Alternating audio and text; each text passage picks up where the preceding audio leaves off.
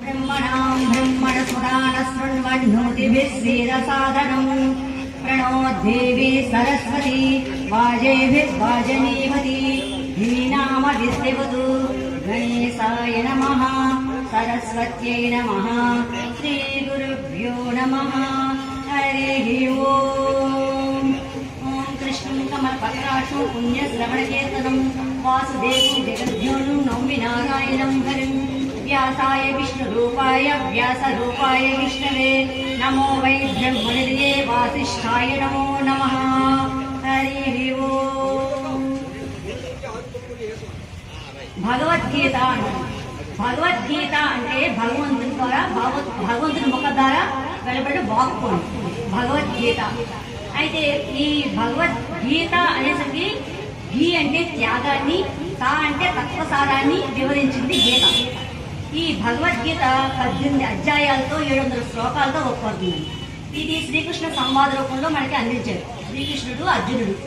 అయితే ఈ గీతార్థ సారాన్ని ఈ 700 శ్లోకాలు 18 అధ్యాయాలు అంటే చాలా ఎక్కువ కదా, అందరికీ త్వరగా అర్థం చేసుకుని దాన్ని ఆచరించాలంటే కష్టం. కాబట్టి మన పూర్వీకులు యోగులు వీళ్ళందరూ దాన్ని ఎంతో అధ్యయనం చేసి మనకి గీతార్థ సారము అందించారండి. గీతార్థ సారాన్ని ఎలా అందించారంటే నవనీతంలా అందించారండి. ఒక నవనీతం అంటే వెన్న రావాలంటే మనం ఏం చేయాలి? పాలు కాచి తోడుపెట్టి దాన్ని బజ్జీలు చేసి చిరికితే వెన్న వస్తుంది. అంత దాన్ని మనకి ఒక ముద్దలా చేసి అంత కష్టపడకుండా మనకి నవనీతంగా చేసి అందించారు గీతార్థ సారము. ఇది పల్లవిగా వస్తుందండి గీతార్థ సారంలో పాటలు. తర్వాత ఇది గీత ఎలా నాంది ఎలా వచ్చింది, అది ప్రారంభం ఎలా వచ్చిందండి అనుపల్లవిగా వస్తుందండి. తర్వాత 18 అధ్యాయాలు 18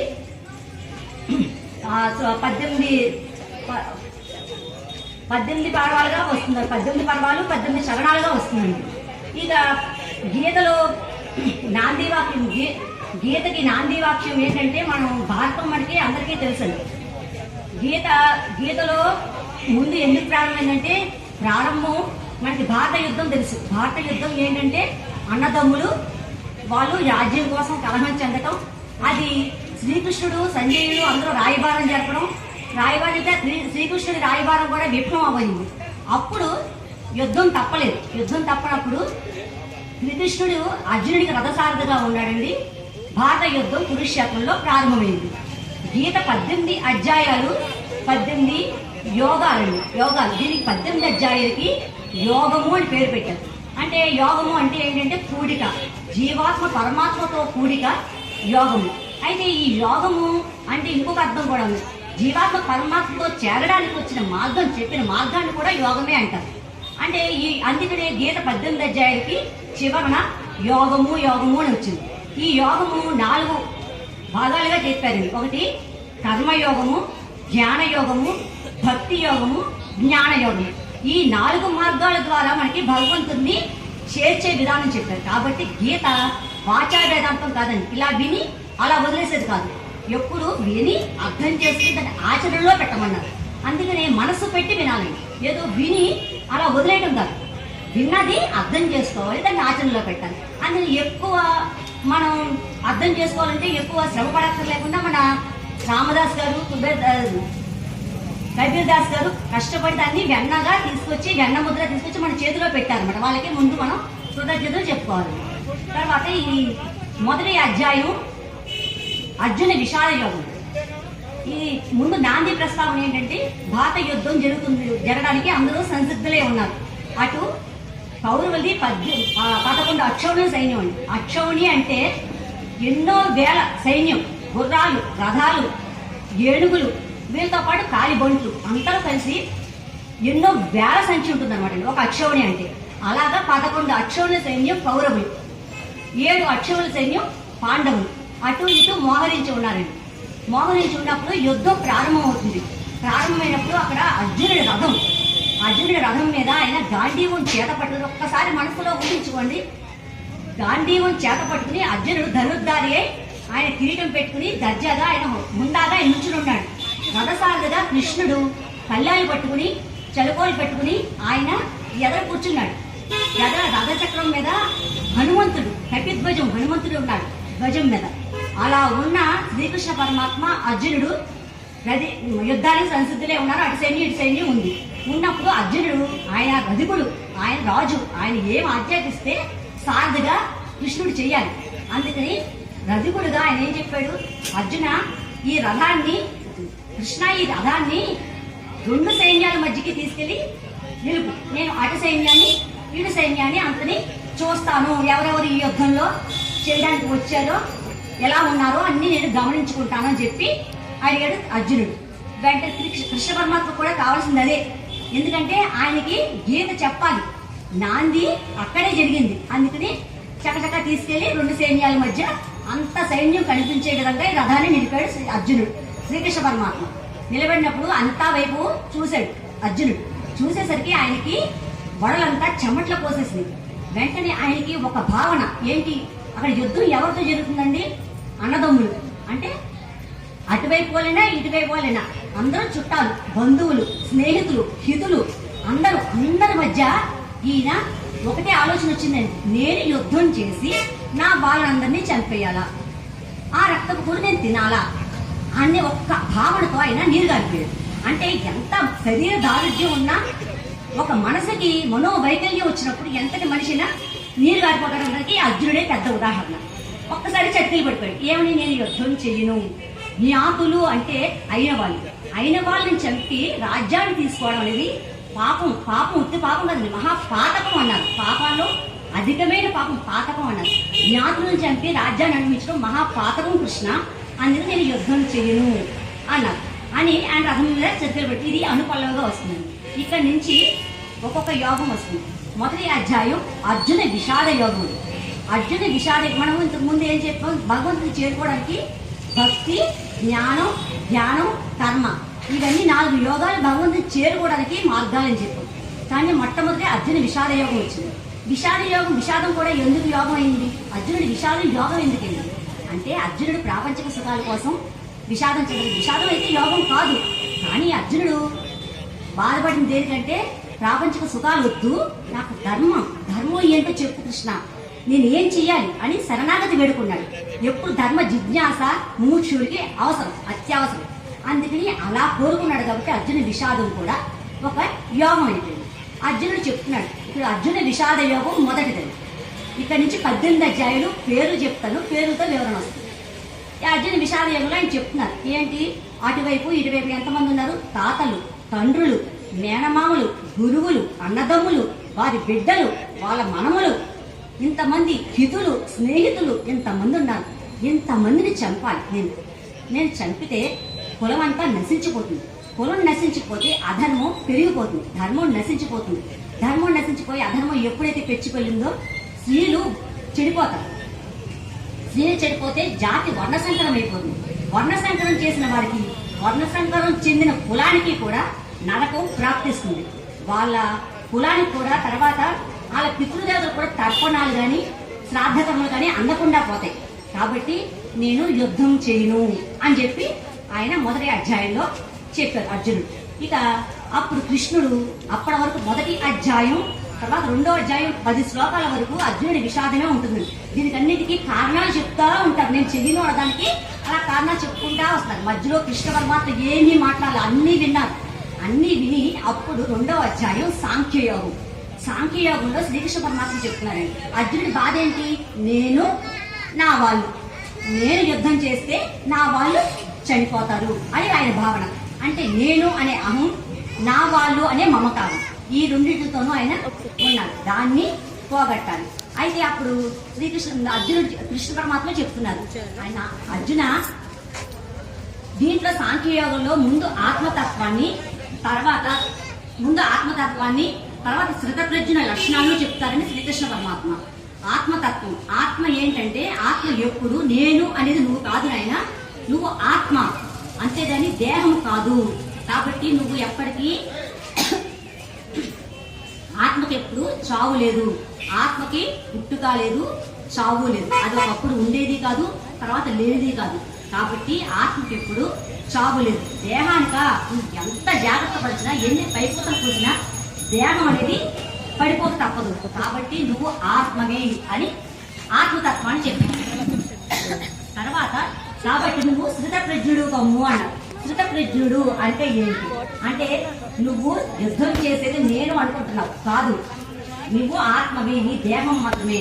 కాబట్టి నువ్వు కష్టనష్టుంది.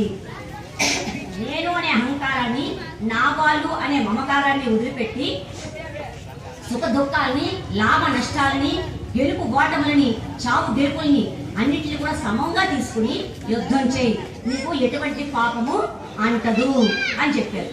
ఇక ఇది సాంఖ్యయోగం. మూడవది కర్మయోగం. కర్మయోగంలో చెప్తున్నారు కర్మ అనేది మన శ్వాస పీల్చడం కూడా కర్మేనండి. శ్వాస పీల్చడం కూడా కర్మే. కర్మ అంటే ఏదో అనుకోకండి, కర్మ అంటే మనం చేసే ప్రతి పని కర్మే. మనం శ్వాస పీల్చుకుంటాం, మాట్లాడడం, చేయడం ఇవన్నీ కూడా మనకి కర్మే. కర్మ ఆపడం కుదురుతుందా? శ్వాస ఆపామనుకోండి ఏమవుతుంది? శ్వాస తీసుకుంటేనే శివం, శ్వాస ఆపేస్తే శవం. కాబట్టి శ్వాస అనేది ఆపడం కుదరదు కదా. అందుకని కర్మ చేయటం ఆపడం అనేది సాధ్యం కాదు. కాబట్టి కర్మ ఫలాన్ని విడిచిపెట్టి, కర్మ ఫలాన్ని విడిచిపెట్టి అంటే సంఘముని విడిచిపెట్టి. సంఘము అంటే కర్మ ఫలాపేక్ష, కర్మ చేసిన దానికి ఫలితం కోరకు.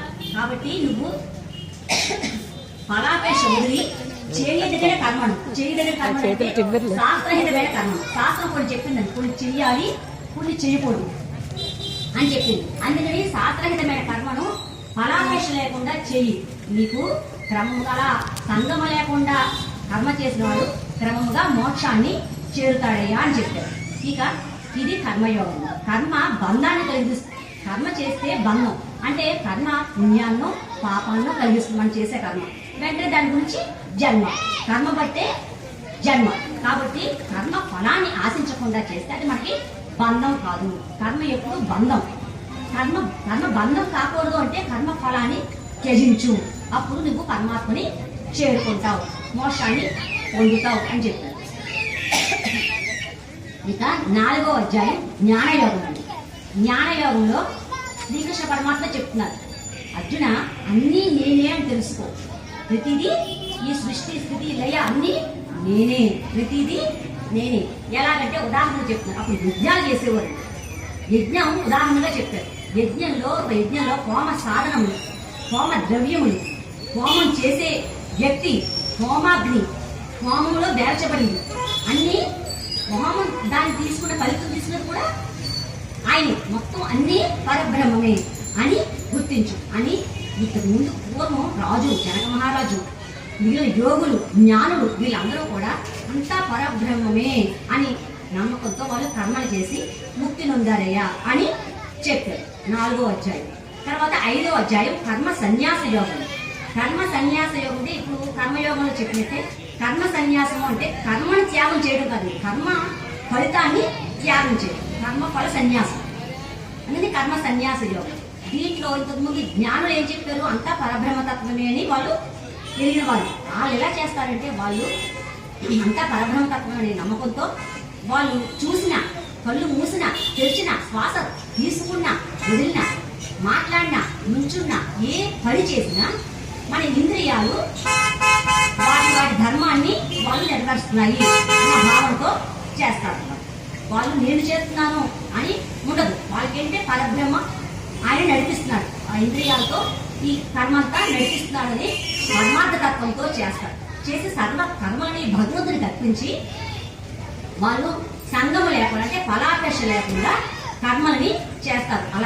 అలా ఎప్పుడైతే సంగము లేకుండా ఫలాపేక్ష లేకుండా కర్మలు చేస్తారో వాళ్ళకి పాపము ఏమాత్రము అంటదండి. ఎలాగంటే తామరాకు నీటి పొట్టు అంటదు, అలాగా తామరాకు నీటి పొట్టు ఎలా అయితే అంటదో వాళ్ళకి పాపము కూడా అంటదు అని చెప్పారు. ఇది కర్మ సన్యాస యోగం. తర్వాత ఆత్మ సంయమ యోగం. 6వ ఆత్మ సంయమ యోగము అంటే మనం మనసుని నిశ్చలంగా ఉంచుకోవాలి. మనసు నిశ్చలంగా ఉంచుకోవాలంటే దానికి ధ్యాన మార్గం చెప్పారు. ఈ ధ్యానం ఎలా చేయాలి, ధ్యానం చేయమన్నారు. ధ్యానం ఎలా చేయాలి కూడా ఈ ఆత్మ సంయమ యోగంలో చెప్పాడు శ్రీకృష్ణ పరమాత్మ. మరి జ్ఞానం చేసే వ్యక్తి ఏకాంతంగా ఉండాలి, అది ముఖ్యమైన నియమం. ఏకాంతంగా ఎందుకు ఉండాలి అంటే మన పక్కన ఏదో వినిపిస్తాం, అటు పక్కన ఏదో వినిపిస్తాం, ఏదో మన దృష్టి అంతా పక్కకి పోతా ఉంటాం. కాబట్టి ఎప్పుడూ కూడా సామూహికంగా ఏది చెప్పలేము, ఏకాంతంగా ధ్యానం చేయాలి, ఏకాంతంగా ఉండాలి. తర్వాత స్థిరమైన ఆసనం ఉండాలి. ఎందుకంటే ఎత్తుగా ఉండకూడదు, పల్లంగానే ఉండకూడదు. స్థిరమైన ఆసనం, దాన్ని కదలకూడదు. ఆసనం కదులుతుంటే ఏంటి, మనం ఎక్కడ పడిపోతామండి, ఇటు ఒరిగిపోతుంది, అది అయిపోతుంది అన్ని టెన్షన్, మన దృష్టి అంతా ఆసనం మీద ఉంటుంది. అన్ని స్థిరమైన ఆసనం కలిగి ఉండాలి. కలిగి ఉండి మన శరీరము, కంఠము, శిరస్సు మూడు నిటారుగా ఉంచండి. నిటారుగా ఉంచి దిక్కులు చూడకుండా మన దృష్టి నాసికాగ్రంపై ఉంచు. మనస్సుని హృదయం ముందు స్థాపించు. ఎప్పుడు పరమవాచకమైన ఓం అనే మంత్రాన్ని భగవంతునే పరమగతిగా నమ్మి ఓం అనే అక్షరాన్ని ఉచ్చరించు. అప్పుడు నీ ఆత్మ ఎలా ఉంటుందంటే, గాలి లేని చోట దీపం పెడితే ఎలా ఉంటుందో నిశ్చలంగా, అలాగే మన మనస్సు అంత నిశ్చలం ఉంటుంది. అలాగే క్రమంగా మన ధ్యానం పెరిగి భగవతత్వానికి చేరుకుంటాం. అది ధ్యాన పద్ధతి. ఆత్మ సంయమ యోగం. తర్వాత విజ్ఞాన యోగం.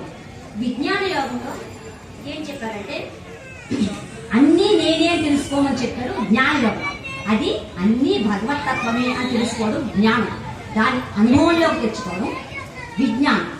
అంటే ఇప్పుడు అన్ని జీవుల్లోనూ భగవంతుడు ఉన్నాడు అని తెలుసు, కానీ మనం చూడం, మనం వేరుగా చూస్తాం. అది వేరుగా చూడడం కాదు, అనుభూతిలో తెచ్చుకో. అందరినీ నీలాగే చూసుకో. నీలాగే చూసుకో అంటే ఏంటి, ఎదుటి వాళ్ళు నన్ను చూసుకుంటే నేను వాళ్ళకి అపకారం చేయను, నేను అపకారం చేసుకోను కదా. అందుకని ఎదుటి వాళ్ళని నీలా చూసుకోవాలి. అన్నదమ్ముల్లాగా ఇలాగ నేను చెప్పరా, నీలా చూసుకో.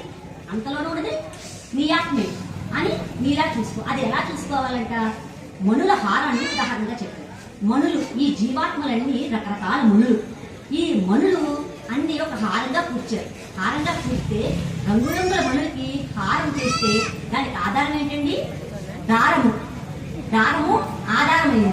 అంటే పరమాత్మ ఈ జీవాత్మలన్నిటికీ ఆధారభూతమై ఒక మనుల హారానికి దారం ఎలా అయితే ఆధారంగా ఉందో, ఈ జీవాత్మలన్నిటికీ పరమాత్మ ఆధారంగా ఉన్నారు.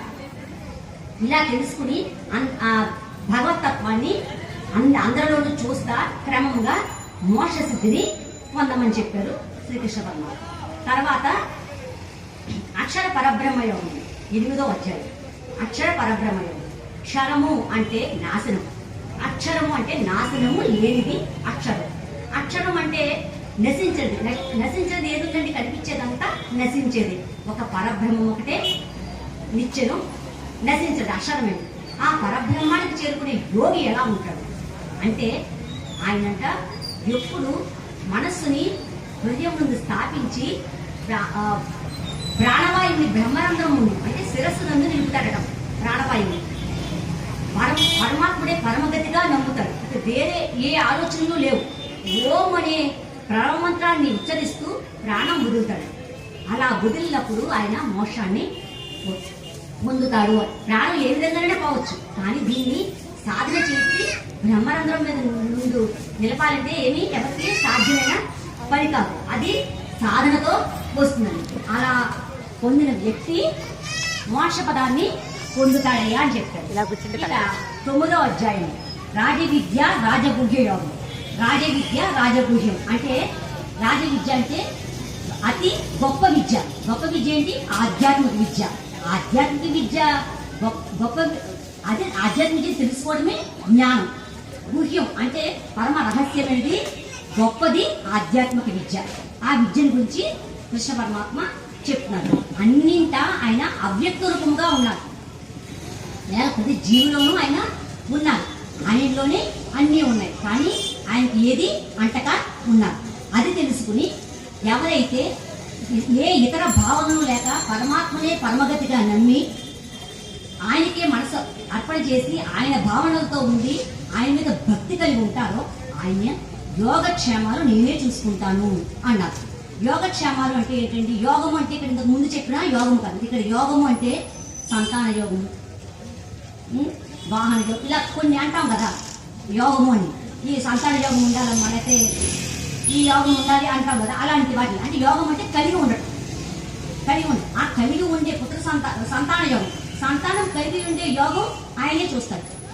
ఇచ్చి ఊరుకోడు, ఆయన శ్యామం కూడా ఆయన చూస్తాడు. కాకపోతే మనం చేయాల్సింది ఏంటి, ఆయన్ని పరమగతిగా నమ్మి ఆయన్ని వేడుకో, ఆయన ఎందుకు భక్తి కలిగి ఈ యోగక్షేమాలు నేనే చూస్తాను అన్నారు.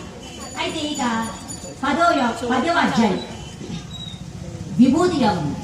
విభూతి యోగంలో విభూతి అంటే భగవద్ ఐశ్వర్యం. ఐశ్వర్యం విభూతి అంటే విభూతి భగవంతుని తత్వాలు చెప్పింది విభూతి యోగం. విభూతి యోగంలో భగవత్ తత్వం ఈ కృష్ణుడు ఏమని మరి నీ విభూతులు అన్నింటా నువ్వు ఉన్నావని చెప్పావు, కానీ ఏ దాంట్లో ఉన్నావు ఉదాహరణకు కొన్ని చెప్తే నాకు నేను అందరూ వినటానికి కొంచెం అర్థం వాళ్ళని భగవతత్వంగా పూజించడానికి అందరూ ప్రతి అనుభవం ఉందంటే అనుభవం పూజించలేరు కదా. కొన్ని ఉదాహరణకి చెప్పు అని చెప్పి అర్జునుడు అడిగాడు. అప్పుడు ఆయన విభూతులు చెప్తున్నాడు. లెక్క పెట్టే వాటిలో కాలాన్ని నేను అన్నారు. కాలం అందుకనే కాలం ఒక్క క్షణం వృధా అయితే అది భగవతత్వం అది మళ్ళీ వెనక్కి రాదు. అలాగే ఋతువులలో వసంత ఋతువులు నేను అన్నారు. మాసంలో మార్గశీర్ష మాసము నేను అని చెప్పారు. అలాగే గుర్రాల్లో వచ్చేసము ఐరావతము చెట్టులో చెట్టు ఇలాగా కొన్ని పాండవులలో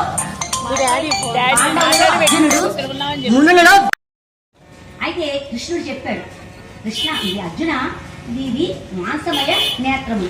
మాంసమయ నేత్రములకు నేను అమ్ముపడను, నీకు జ్ఞాననేత్రం ఇస్తాను. జ్ఞాననేత్రంతో నువ్వు చూడు నన్ను అని చెప్పి జ్ఞాననేత్రం ఇచ్చి అర్జునుడికి విశ్వరూపం చూపించారండి శ్రీకృష్ణ పరమాత్మ. ఆ విశ్వరూపం ఎలా ఉంది? ఆది మధ్యాంత లైవ్లు ఏమీ తెలియడం లేదు, అంతా విశ్వమంతా వ్యాపించింది. ఈయన చెప్పిన విభూతులన్నీ కనిపిస్తున్నాయి. అంతేకాదు భూత భవిష్యత్ వర్తమానాలు కూడా ఆయన విశ్వరూపంలో కనిపిస్తున్నాయి. వర్తమానం అంటే ఏంటంటే ఇప్పుడు యుద్ధం ఎప్పుడు జరుగుతుందంటే యుద్ధం ఇంకా మొదలవ్వలేదు. అక్కడ ఉన్నారు, యుద్ధం చేయడానికి సంసిద్ధులే ఉన్నారంతే, గీత ప్రారంభమేసింది. కానీ ఈయన విశ్వరూపంలో ఈ దుర్యోధనాదులు మొత్తం పాండవుల వైపేంటి కౌరవుల వైపు అందరూ కూడా ఆయన నోట్లోకి అలాగా వెళ్ళిపోతున్నారండి. దీపం చూసి మిడతలు ఎలా దీపానికి ఆవుతైపోతాయో అలాగా శ్రీకృష్ణ పరమాత్మ నోటిలోకి అలా జనాలందరూ వెళ్ళిపోతున్నారంట.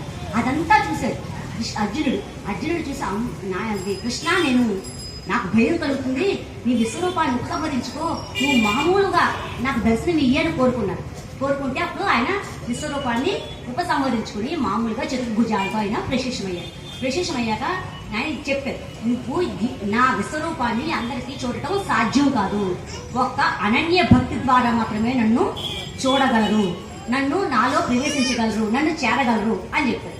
అనన్య భక్తి అంటే ఏంటి?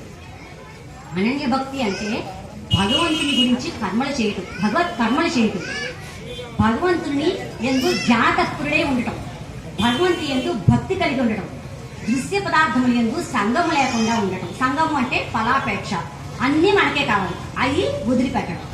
దీంతో పాటు సర్వభూత దయ చెప్పారు. ఇప్పుడు ఈ అనన్య భక్తి అంటే 4 యోగాలు దీంట్లో వచ్చేసినాయి. భగవంతుని కర్మ చేయము అన్నారు అంటే కర్మయోగం, భగవంతుని యందు ధ్యానతత్పురులై ఉండుము అంటే ధ్యానయోగము, భగవంతుని యందు భక్తి కలిగి ఉండుము అన్నారు అంటే భక్తి యోగము, అన్ని దృశ్య పదార్థముల వల్ల సంగము విడిచి ఉండుము అన్నారు, అది జ్ఞానయోగం. ఈ జ్ఞానయోగం ఎన్ని చేస్తా అన్ని మిళితమైనది అనన్య భక్తి. దీనితో ఇంకొకటి కూడా చెప్పారు, సర్వభూత దయ. సర్వభూత దయ లేకపోతే నువ్వు ఎన్ని చేసినా, ఇప్పుడు నేను భగవత్ పూజ చేస్తున్నానండి, నేను ఎంతో ఎప్పుడు చేసినా భగవంతుడు నామే కలుస్తానండి అంటారు. కానీ జీవుని ఆశ్రయించుకోవడము, దూరంగా పెట్టడము అది కూడదు. ఎందుకంటే ఇదంతా ఒక మందు అయితే, ఈ 4 మార్గాలు ఒక మందు అయితే భవరోగానికి ఇది పథ్యం అని చెప్పారు. ఎందుకంటే మనకి కొంచెం ఏదో ఆరోగ్యం చెడుతుంది, దానికి డాక్టర్ గారు మందు ఇస్తారు. డాక్టర్ గారు మందు ఇస్తే దానికి మందులు వేసుకుని ఒక నియమం చెప్తారు. నియమం చెప్తే మనం నియమం పాటించమని మందులు వేసేసుకుంటాం. మందులు వేసేసుకుని తగ్గలేదు, నియమం కూడా పాటించమన్నారు. నియమం కూడా పాటిస్తేనే ఆ రోగం ఉపశమిస్తుంది. అందుకని భవరోగం ఉపశమించాలంటే ఈ అనన్య భక్తితో పాటు సర్వభూత దయ కూడా ఉండాలి. నువ్వు ఎన్ని పూజలు చేసినా నేను అనుగ్రహించను, నువ్వు ఎంత ధ్యానతత్పుడే ఉండు, పరజీవిని తన తోటి జీవిని అసగించుకుంటుంటే నేను నీ పూజలు అంగీకరించను అని చెప్పి, అది అనన్య భక్తి. అనన్య భక్తి ద్వారా మాత్రమే నన్ను చేరుకోగలను అన్నారు. ఈ అనన్య భక్తి అని వచ్చింది కదండి. ఇంకా భక్తి యోగం 12వ అధ్యాయం. భక్తి యోగంలో శ్రీకృష్ణ పరమాత్మ భక్తి యొక్క లక్షణములు చెప్తున్నారు. అన్ని చెప్పు ఈ అనన్య భక్తితో పాటు ఇంకా కొన్ని లక్షణాలు చెప్పారు. ఏంటి? శీత ఉష్ణములు, సుఖ దుఃఖములు, మాన అవమానములు, నింద స్తుతులు, శత్రువు మిత్రువు అన్నిటి యందు సమభావం కలిగి ఉన్నప్పుడు ఈ అనన్య భక్తి ద్వారా ఈ లక్షణాలు కూడా నువ్వు ఎప్పుడైతే చేస్తావో అటువంటి భక్తుడే నాకు ఇష్టడు అన్నాడు. భక్తి ఒకటే చాలదు, ఇవన్నీ కూడా తటస్థ భావం ఎప్పుడైతే ఉండి నన్ను ధ్యానిస్తారో అటువంటి భక్తులు నాకు ఇష్టడు అని చెప్పాడు శ్రీకృష్ణ పరమాత్మ. ఇది 12వ అధ్యాయం భక్తి యోగం. తర్వాత అండి క్షేత్రజ్ఞ విభాగ యోగం 13వ అధ్యాయం. క్షేత్రము క్షేత్రజ్ఞుడు. ఇక్కడి నుంచి విభాగము అంటే వేరు వస్తుంది. క్షేత్రము క్షేత్రజ్ఞుడు. క్షేత్రము అంటే ఏంటి? దేహము. ఈ దేహమే క్షేత్రము. మనలో అంతర్యామిగా ఉన్న భగవంతుడే క్షేత్రజ్ఞుడు. క్షేత్రము క్షేత్రజ్ఞుడు. ఈ క్షేత్రమునందు క్షేత్రజ్ఞుడు భగవంతుడు ఎలా ఉంటాడు అంటే ఆకాశం ప్రతి క్షేత్రంలోనూ క్షేత్రజ్ఞుడు ఉంటాడు. కానీ ఆ క్షేత్రంలో ఉన్న జీవి చేసే ఏ కార్యక్రమాలకి ఆయనకి ఏమీ అంటారు. ఎలా ఆయనకి ఏ సంబంధం లేదు. నువ్వు చేసిన కర్మ నువ్వు అనుభవించవలసిందే, నాకు ఎటువంటి సంబంధం లేదు. ఎలాగా? ఆకాశం అతి సూక్ష్మంగా ఉంటుంది. ఆకాశంలో మనకి ఎన్ని కనిపిస్తాయి? ఆకాశంలో మబ్బులు, నక్షత్రాలు, మెరుపులు, ఉరుములు, వానలు ఎన్నో కనిపిస్తాయి. కానీ ఆకాశానికి ఏ మాత్రం అంటమంటండి. అలాగా భగవంతుడు అన్ని క్షేత్రంలోనూ క్షేత్రజ్ఞుడుగా ఉంటాడు. కానీ జీవి చేసే ఏ కార్యక్రమానికి ఆయనకి నిమిత్తం లేదు. మనం చేసే కర్మకి మనమే బాధ్యులు అంతే. సూర్యుడు ఎలా అయితే ప్రకాశిస్తాడు, అన్ని పదార్థాలు ఎలా ప్రకాశింపజేస్తాడు సూర్యుడు వచ్చాడంటే, అలాగా క్షేత్రజ్ఞుడిని అన్ని క్షేత్రాలని అంటే అన్ని దేహాలని అంత క్షేత్రజ్ఞుడిగా ఉండి ఆ పరమాత్మ ప్రకాశింపజేస్తున్నాడు. ఎవరైతే ఈ క్షేత్రజ్ఞుల యొక్క విభాగాన్ని తెలుసుకుని పరమాత్మ తత్వం కోసం ప్రయత్నం చేస్తారో వాళ్ళు ముక్తులవుతారు అని చెప్తారు. క్షేత్రజ్ఞ విభాగ యోగం. ఇక 14 గుణత్రయ విభాగ యోగం. ఇది కూడా విభాగం. గుణములు అంటే సత్వగుణము, రజోగుణము, తమో గుణము, 3 గుణములు. ఈ గుణములని ఆధారంగా చేసుకుని తను బీజమే అంటే పరమాత్మ బీజమే ఈ 3 గుణాలు కలిపి ఆయన సర్వ సృష్టి చేస్తున్నాను. అయితే ఈ సత్వగుణము జ్ఞానాన్ని అందిస్తుంది, రజోగుణము లోభాన్ని ఇస్తుంది, తమో గుణము అజాగ్రత్త, నిద్ర, మరుపు ఇవన్నీ కలిగిస్తుంది. ఈ 3 గుణాలు ప్రతి వ్యక్తిలోనూ ఉంటాయి. అది ఎవరనేది లేదు. ఎవరైనా సరే 3 గుణాలతో ఏ జీవైనా సరే ఏర్పడవలసింది. కాకపోతే మనం ఏ గుణాన్ని అభివృద్ధి చేసుకుంటే ఆ ఫలితం మనలో కనిపిస్తుంది. ఎవరైతే ఈ సత్వ రజ తమో గుణాలను దాటి ఎవరైతే ప్రయత్నం చేస్తారో వాళ్ళు జన్మ, చావు, ముసలితనం, వ్యాధులు ఇవన్నీ దాటి మోక్షాన్ని పొందుతారయ్యా అని చెప్పారు 14వ అధ్యాయం గుణత్రయ విభాగ యోగం. తర్వాత పురుషోత్తమ ప్రాప్తి యోగం 15వ అధ్యాయం. ఈ పురుషోత్తమ ప్రాప్తి యోగంలో పురుషోత్తముడు అంటే ఏంటి? భగవంతుడు, పరబ్రహ్మం. ఆయన చేరుకోవాలంటే ప్రాప్తి, ఆయన భగవత్ ప్రాప్తి జరగాలి. అంటే ఏం చేయాలి? మనం ఈ సంసారం అనే చక్రంలో బంధింపబడి ఉన్నాం. మన సంసారాన్ని కృష్ణ పరమాత్మ దేనితో పోల్చారంటే తలకిందులుగా ఉన్న రావి చెట్టుతో పోల్చారు. తలకిందులుగా ఉన్న అశ్వత్థవృక్షం రావి చెట్టు. ఎందుకండి మన ఆలోచనలన్నీ ఇవి ఈ ఆకులు కాండాలు ఇవన్నీ ఎలా వృద్ధి అవుతున్నాయంట? మన విషయ వాసనలతోటి, కోరికలతోటి, రాగ ద్వేషాలతోటి, వీటితోని ఈ ఆకులు ఇవన్నీ ఆకులతోనూ కాండాలతోనూ పోల్చారు. తలకిందులుగా ఎందుకుంది చెట్టు? మామూలుగా ఉండొచ్చు కదా. అంటే మన ఆలోచనలన్నీ తలకిందులుగానే ఉంటాయి.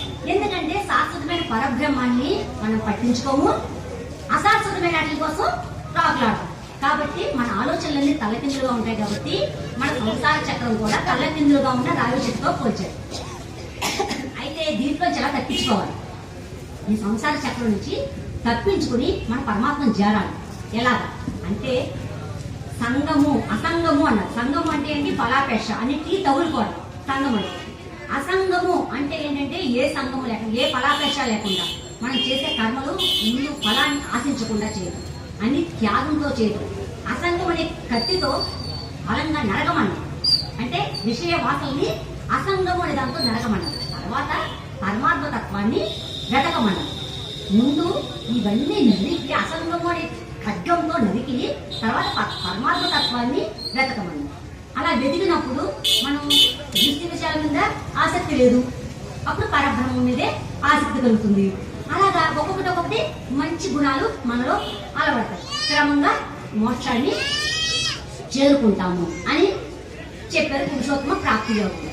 తర్వాత దైవాసుర సంపత్ విభాగ యోగం 16. దైవాసుర సంపత్ విభాగ యోగం, ఇది కూడా విభాగం. దైవ గుణములు అసుర గుణములు, దైవ గుణములు అసుర గుణములు, ఇది రెండింటికి తేడా ఏంటి చెప్పారు. దైవ గుణాలు అభయం సత్వ సంశుద్ధి అన్నారు. అభయం అంటే భయం లేకుండా ఉండటం. భయం లేకుండా ఉండాలంటే నేను హత్య చేస్తానండి, నాకు ఏ భయం లేదండి అంటే కాదండి, శాస్త్ర విహితమైన కర్మలు చెప్పారు. అంటే అభయం అంటే ఏంటి? అభయం ఎప్పుడు వస్తుంది? హత్య చేసినోడైనా ధైర్యంగా పైకి బింకంగా ఉంటాడు, కానీ లోపల భయపడతానే ఉంటాడు. ఎప్పుడైతే మనకి అభయం ఎప్పుడు వస్తుంది? మనం చెప్పే విషయం కరెక్ట్ గా ఉన్నప్పుడు, సత్యమైనప్పుడు మనకి అభయం. అంటే అభయం ఫస్ట్ చెప్పారండి. దైవ గుణాల్లో అభయం ఫస్ట్ చెప్పారు. అంటే అభయం అంటే మనం సత్యవంతులుగా ఉన్నప్పుడు మనం చెప్పే మాట దైవం ఆమోదించే మాట చెప్తున్నాము అంటే అప్పుడు మనకి ధైర్యం, మనకి భయం ఉండదు. అలాగా మిగిలి అన్ని మీకు తెలుసు, సత్యం, దయ, శాంతి అన్నీ కూడా, ఇవన్నీ కూడా దైవ గుణాలు. 36 లక్షణాలు చెప్పారండి. ఈ లక్షణాలతో పూజించు భగవంతుని అని చెప్పారు. ఈ అన్నిటికీ చెప్తున్నప్పుడు ఒక్కొక్క గుణం మనం అలవర్చుకోవాలంటే, ఈ దైవీభావ లక్షణాలు అలవర్చుకోవాలంటే కొన్ని మనకి ఏదైనా మంచి పని చేసేటప్పుడు కొన్ని అడ్డంకులు వస్తూ ఉంటాయి. ఏంటి? ఏదో ఒక అడ్డం, మంచి పనికి వెళ్తున్నప్పుడు మనకి అడ్డంకులు వస్తాయి. అవి ఏంటి? కామము, క్రోధము, లోభము. కామము, క్రోధము, లోభము అవి అసుర గుణాలు. ఈ అసుర గుణాలు ఏవైతే ఉన్నాయో ఆ అసుర గుణాలు ఈ దైవ గుణాలని పక్కకి నెట్టేస్తూ ఉంటాయి. ఎప్పుడైతే కొంచెం ఎదుగుతూ ఉంటాం, ఈ యొక్క కామము, క్రోధము, లోభము ఎప్పుడైతే దాంట్లో ఏ ఒక్కటి ప్రవేశించినా ఈ అప్పటిదాకా ఏర్పరచుకున్నవన్నీ పడిపోతాయి. అందుకని మనం అప్రమత్తతో ఉండాలి. దైవ గుణాలు ఏర్పరచుకున్నప్పుడు ఇవి నరక ద్వారములు అని చెప్పారు. దైవ గుణాలకి ఇవి ఆపోజిట్ అయ్యి నరక ద్వారములు. కామము, క్రోధము ఇవన్నీ 3 మహామిత్రులు అంటే ఒకటి విడిచి ఒకటి ఉండలేవు. కామం ఎప్పుడైతే వచ్చిందో క్రోధము, లోభము దాని వెంట వచ్చాయి. ఏది వచ్చినా దాని వెంటాలి ఈ 2 కూడా వచ్చాయి. అందుకని కామము, క్రోధము, లోభము ఈ 3 దరిచేరనివ్వద్దు. దరిచేరనీయకుండా మనం చెయ్యాలి. కాబట్టి అందుకనే శాస్త్రం విధించిన వాటిని చెయ్యండి. శాస్త్రంలో చెప్పిన దాన్ని చేశారనుకో మీరు ఇహంలోనూ సుఖం లేదు, పరంలోనూ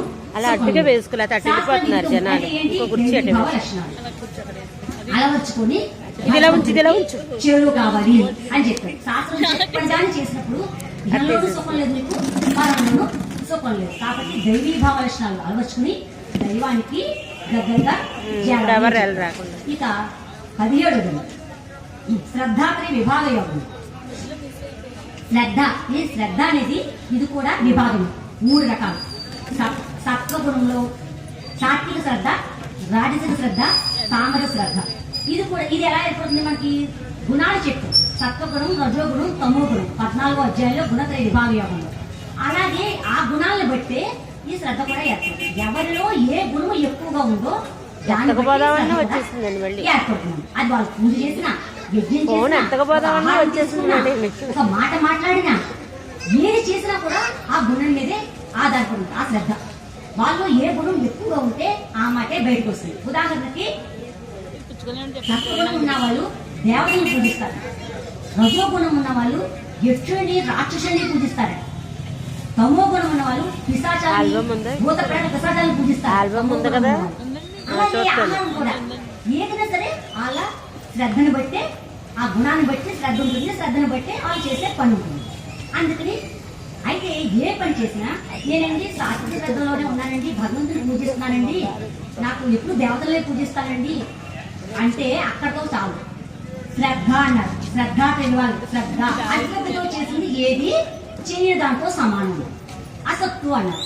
ఎందుకని మనం పూజలు అన్నీ అమర్చుకుంటాం. దేవతకి శాస్త్రం చెప్పిన ప్రకారం చేయమన్నారు కదండి, సాత్విక శ్రద్ధతో చేయమన్నారు కదండి, నేను సాత్విక శ్రద్ధతో చేశాను, పూజ చేస్తున్నానండి అనొచ్చు. కానీ అక్కడ ఏమవుతుందంటే శ్రద్ధతో చేయమన్నారు. శ్రద్ధ ఎందుకు శ్రద్ధ పోతుంది? శ్రద్ధ ఉంటేనే కదా ఎన్ని చేస్తున్నాం అనొచ్చు. కానీ కాదండి, పూజలన్నీ అమర్చుకుంటాం. అమర్చుకుని అందరినీ 10 మందిని పిలిచి అందరూ నేను చేసిన పూజని అన్ని చూస్తున్నారో లేదో, నేను అవచ్చిని అన్ని చూస్తున్నారో లేదో, అందరూ నేను మెచ్చుకుంటారో లేదో. మన దృష్టి అంతా ఎక్కడుందండి? పూజ మీద లేదు. మనం చేసే ఏర్పాట్లు ఎవరో మెచ్చుకుంటున్నారో లేదో, మనం చేసిన దాన్ని అందరూ మెచ్చుకుంటున్నారో లేదో, దీని మీద ఉంది. అప్పుడు శ్రద్ధ అనేది ఎక్కడికి పోయిందండి? భగవంతుని మీద లేదు. మన ఫలితం గురించి ఆలోచిస్తున్నాం. అంటే అశ్రద్ధతో నువ్వు అష్టోత్తరం చేయి, సహస్రం చేయి, ఏది ఫలితం లేదు, అసత్తు అని చెప్పేసారు. ఫలితం లేదు అని చెప్పేసారు. ఇక దాని తర్వాత మోక్ష సన్యాస యోగం. మోక్ష సన్యాస యోగం అంటే ఇంతకుముందు ఈ 17 అధ్యాయం నుంచి మోక్షము అని చెప్పుకుంటా వస్తుంది. మోక్షం అంటే ఏంటి అసలు? మోక్షం అంటే భగవంతుని చేరుకోవడమే మోక్షం. భగవంతుని చేరుకోవడమే మోక్షం అయితే భగవంతుడికి సమస్త కర్మలు సన్యసించడం, అదే మోక్ష సన్యాసం. మోక్షం ఎందుకు? జన్మ లేకుండా ఉండటమే మోక్షం.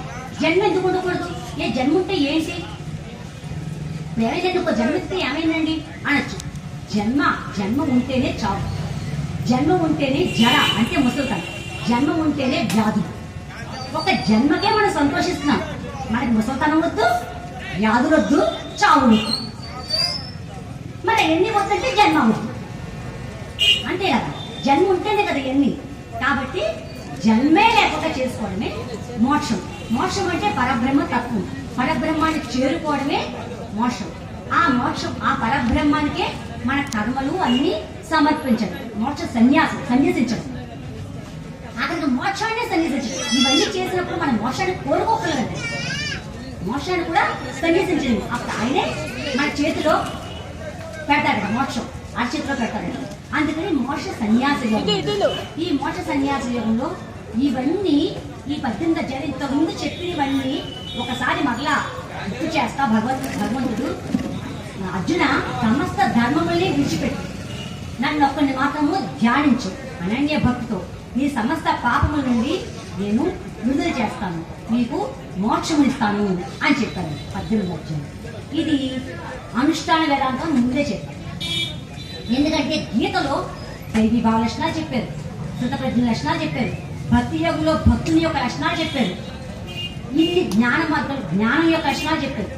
ఇన్ని చెప్పినప్పుడు ఇన్నిటిని మనం ఎవరికి వారు బేరేజ్ వేసుకోవడం. ఇది అందరితో సామూహికంగా తీసుకునేది కాదండి. ఎవరికి వారికే ఒక ప్రమాణం గీత. మనం ఎక్కడ ఉన్నాం, ఈ లక్షణాల్లో మనం ఎక్కడ ఉన్నాం, ఎంతవరకు మనం సాధించాం అని ఎవరికి వారికే కొలమానం. మనం ఎంతసేపు ఎదుటివాడిని చూస్తాం, ఏంటి ఎదురువాళ్ళు తప్పొప్పులను చూస్తాం. మన తప్పొప్పులు ఏంటో మనం తెలుసుకోవాలంటే మనకు ఒక కొలమానం గీత. బాహ్య శుచిత్వం, అంతఃశుచిత్వం అన్నారు. బాహ్య శుచిత్వం అంటే ఏం చేస్తాం? మన ముక్కు మొహం కళ్ళు అదే జడ ఎలా వేసుకున్నాం, పూలు ఎలా పెట్టుకున్నాం అని అద్దంలో చూసుకుంటాం. అంటే మనకి బాహ్య శుచిత్వానికి దర్పణం. అలాగే అంతఃశుచిత్వం మన మనస్సు, బుద్ధి, మన ఆలోచనలు ఇవన్నీ అంతఃశుచిత్వం. అవి కూడా శుద్ధంగా ఉండాలి. అవి శుద్ధంగా ఉండాలంటే ఏంటి ఆధారం? ఎలా తెలుసుకోవాలి? దానికి దర్పణం భగవద్గీత. ఈ అంటే త్యాగాన్ని, తా అంటే తత్వసారాన్ని ఎప్పుడైనా భగవద్గీత చెప్తున్నాను. త్యాగం అలవర్చుకున్నాం.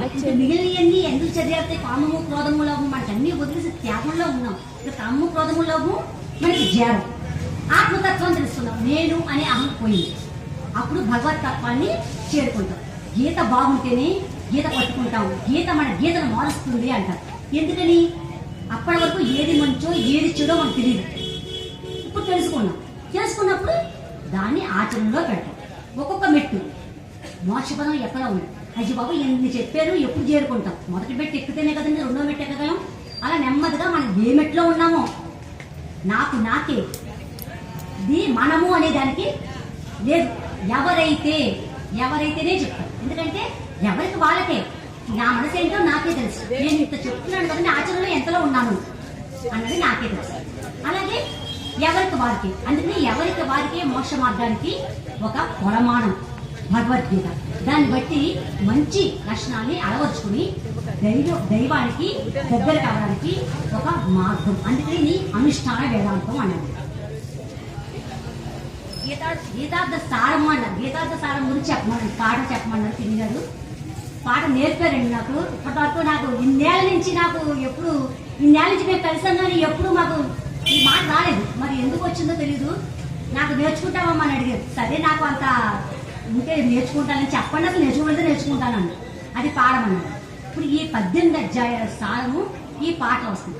మొదటి పల్లవి గీతార్థ సారాన్ని వెన్నతో పోల్చారని చెప్పారు. అది పల్లవి. అనుపల్లవి గీత నాంది ప్రస్తావన అనుపల్లవి వస్తుంది. ఇంకా అక్కడి నుంచి 18 అధ్యాయాలు 18 చరణాలుగా వస్తుంది. తర్వాత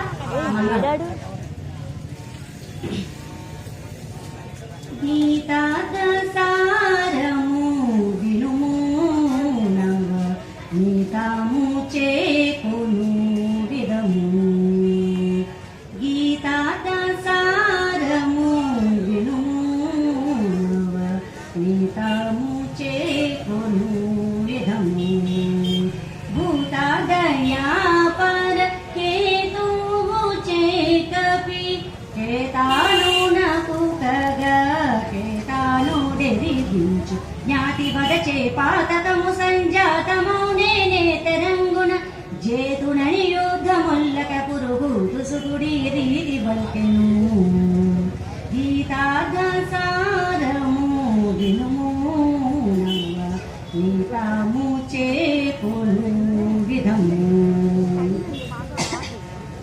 తాత తండ్రులు మేనమామలు గురు భాతృమిత్రులు పుత్ర పౌత్రులు ఈ తీరు వారి నిర్ఘాతము చేనరక పాతాము కుల ధర్మ గాతామింతి ఏతాది వీత పిండోదకంబై శ్రీ జాతి చెడి వర్ణ శంకరముగు పాతకంబని విడచే పార్థుడు చేతి ధనువతని గని శ్రీహరి. గీతార్థ సారము వినుము నీతాము చేకును విధము.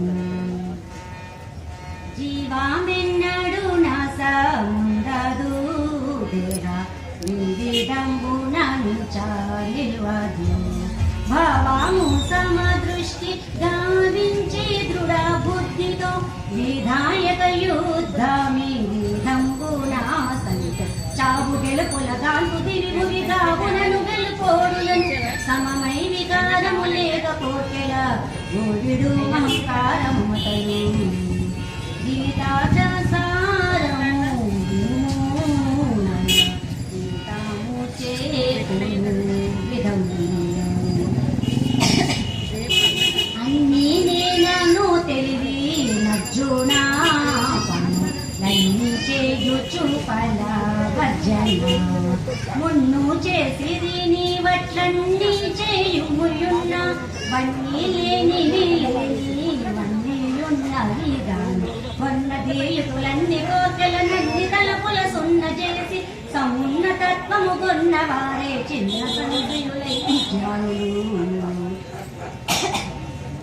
గీతార్థ సారము వినుము నీతాము చేకును విధము. యోగా సన్యాసములొకటిగా యాగ యోగమే మంచి మేలుగా. యాగద్వేషములుగా వాగాదేంద్రియములు వేగి విషయము నందు భోగించుతాగా. ఈ గదిని తానే గుచును సంయోగ ప్రాణాపానమనముల యోగ భృత్యు భ్రూయుగాంతరమాది బ్రహ్మము బొందు యోగులు.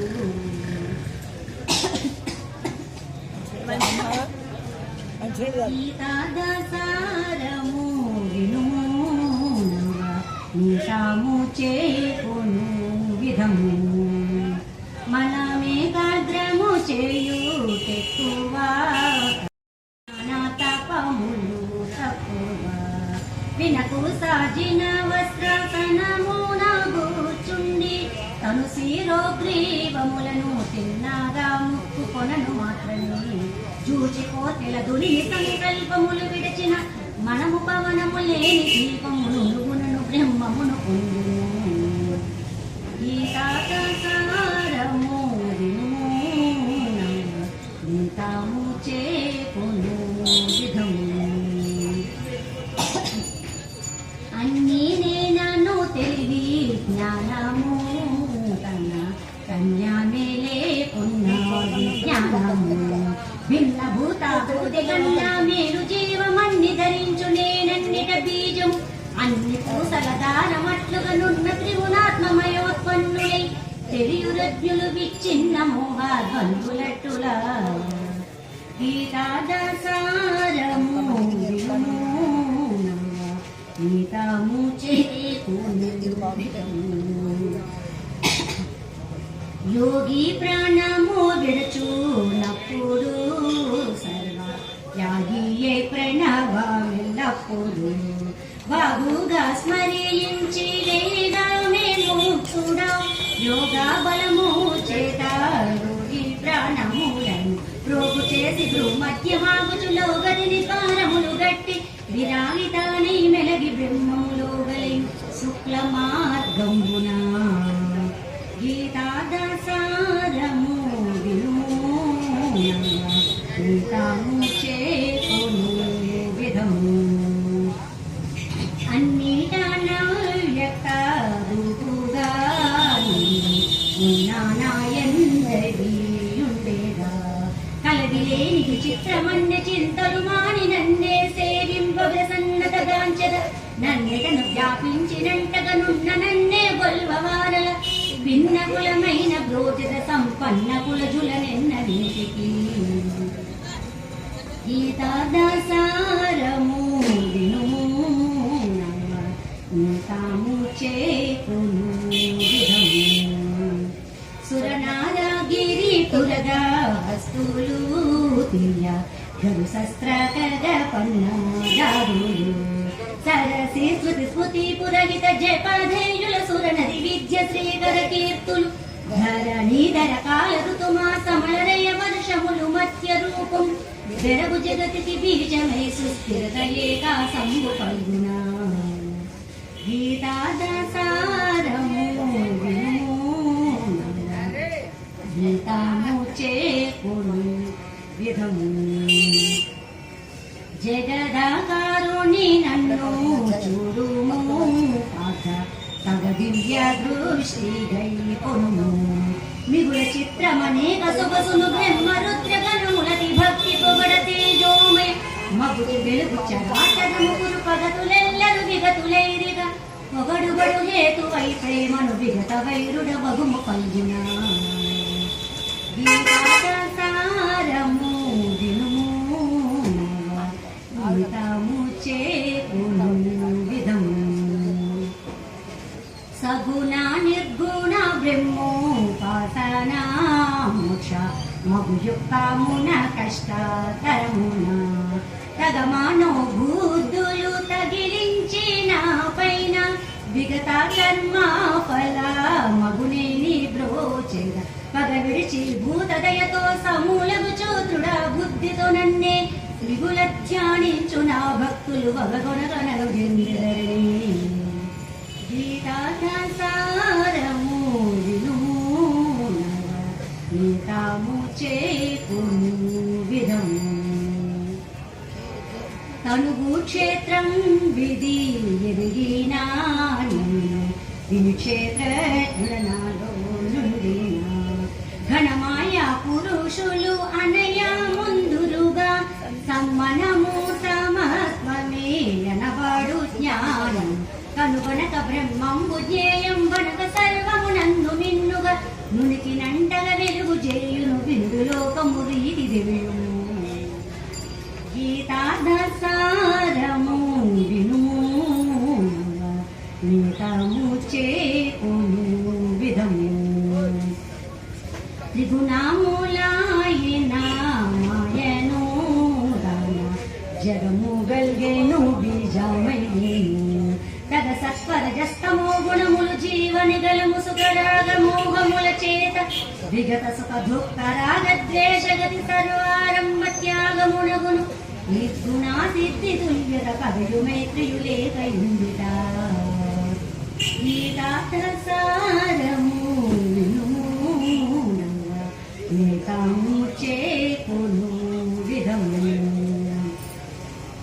యగువాతి గువను వెళ్ళు కొమ్మాలు విషయ నిగమ ప్రవాల పత్రంబులు త్రిగుణములను పెరుగుణ స్వస్థమునా సమము నిస్సంగము చేదనము మోక్షమరియది జగము స్తంభురెంటికి మిగులుదును నాయంత జీవులు నగదురన్నీయు నేనే ఎలినను దగభజింపరే ఇది రహస్యము గీతాదసారము విను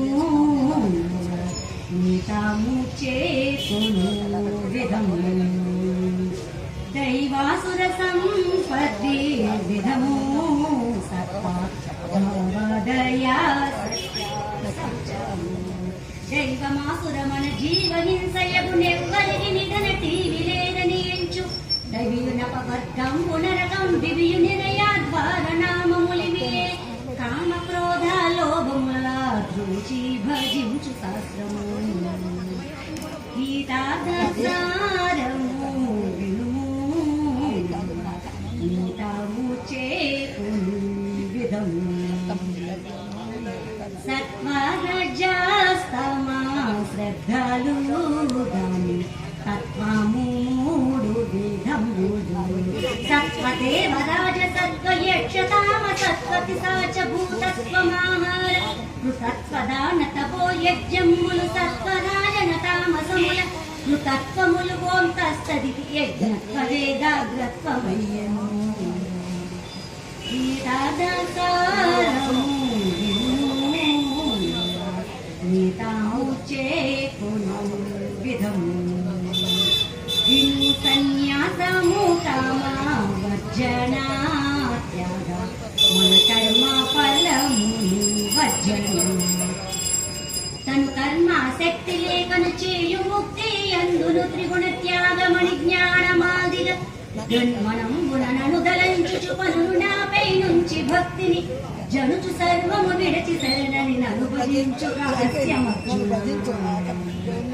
గీతాదసారము వినుము నీతాము చేకును విధము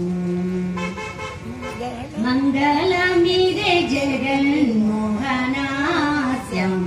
అంగ సుందర గరుడావాహన శృంగార రసభన సంగీత వాద్య ప్రసంగాశ్రీ అలమేలు మంగా సమేత శ్రీ రంగభాస్కర పుంగముని సత్సంగతునిగా చేసి బ్రో చుడెరెంగు శేష భుజంగ గిరివర మంగళం మాతంగ రక్షక